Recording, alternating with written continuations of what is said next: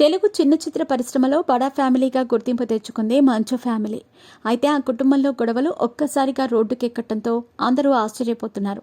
2 తెలుగు రాష్ట్రాలలో ఇప్పుడు ఇదే విషయం హాట్ టాపిక్గా మారింది.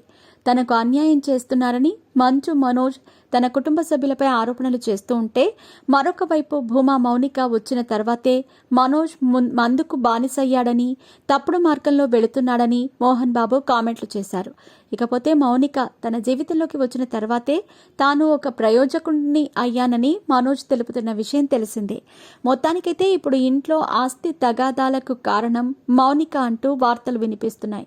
అయితే మౌనిక అభిమానులు మాత్రం ఆమె ఒకరి ఆస్తి కోసం గొడవ పడాల్సిన అవసరం ఏముంది అంటూ మౌనికకు మద్దతు పలుకుతున్నారు. మౌనిక వ్యక్తిగత జీవిత విషయానికొస్తే ఆమె ఆస్తి విలువ సుమారుగా 2,000 కోట్ల రూపాయలుంటుందని సమాచారం. మొదటి భర్త నుండి విడిపోయినప్పుడు భరణంగా 250 కోట్ల రూపాయలు వచ్చినట్టు తెలిసింది. అంతేకాదు మౌనిక పేరు మీద కమర్షియల్ ప్రాపర్టీస్ కూడా ఎక్కువగా ఉన్నాయని సమాచారం. అంతేకాదు ఆళ్లగడ్డ, కర్నూలు చుట్టుపక్కల ప్రాంతాలలో మౌనిక పేరు మీద ఆస్తులు కూడా ఎక్కువగా ఉన్నాయి. మీ పెట్స్ కి గ్రూమింగ్ నుంచి బర్త్డే సెలబ్రేషన్స్ వరకు అన్నింటిలో మంచి ఆఫర్స్ ని మాయా టైల్స్ అండ్ ట్రయల్స్ వారు మీ ముందుకి తీసుకుని వచ్చారు. ఎక్కడో కాదు, మన బాజ్పల్లిలో. Phone number 8985555318. మరి దీన్ని బట్టి చూస్తే భూమా మౌనికకు ఆర్థికంగా ఎలాంటి సమస్యలు లేవు.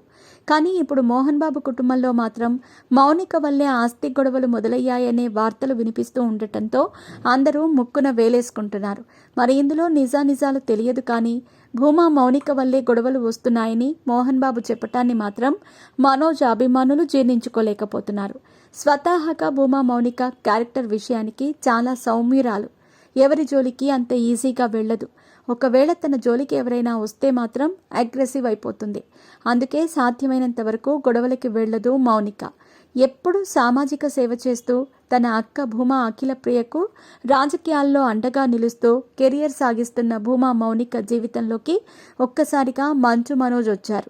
దాంతో ఆమె జీవితం మొత్తం మారిపోయింది. భర్తను ప్రయోజకుణ్ణి చేయటానికి భూమా మౌనిక పడ్డ కష్టాలు వర్ణనాతీతం. తాజాగా ప్రెస్ మీట్లో మాట్లాడి మనోజ్ కూడా తన భార్య పడిన కష్టం గురించి వెల్లడించారు. మనోజ్ మాట్లాడుతూ, మన దేశంలో ఎన్నో గొప్ప కథలున్నాయి. పురాణ కథలను ఆధారంగా చేసుకుని గొప్ప పాత్రల చుట్టూ మేము కథలు రాశాము. అయితే అదే సమయంలో మొదటి లాక్డౌన్ వచ్చింది.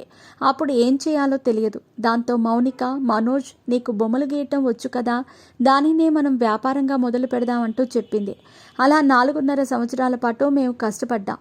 దేశంలో నలుమూలలా తిరిగి ఒక్కో ప్రాంతం నుంచి ఒక్కో ముడి సరుకు తీసుకొచ్చి బొమ్మలు తయారు చేశాం. ఇక ప్రస్తుతం నమస్తే వరల్డ్ పేరిట మేము హైదరాబాద్లోని ప్రసాద్ ఐమాక్స్లో బొమ్మల షాప్ని కూడా ప్రారంభించాం. ప్రస్తుతం దీని బాధ్యతలు మొత్తం మౌనిక చూసుకుంటుంది అంటూ మౌనిక గురించి చాలా గొప్పగా చెప్పుకొచ్చారు.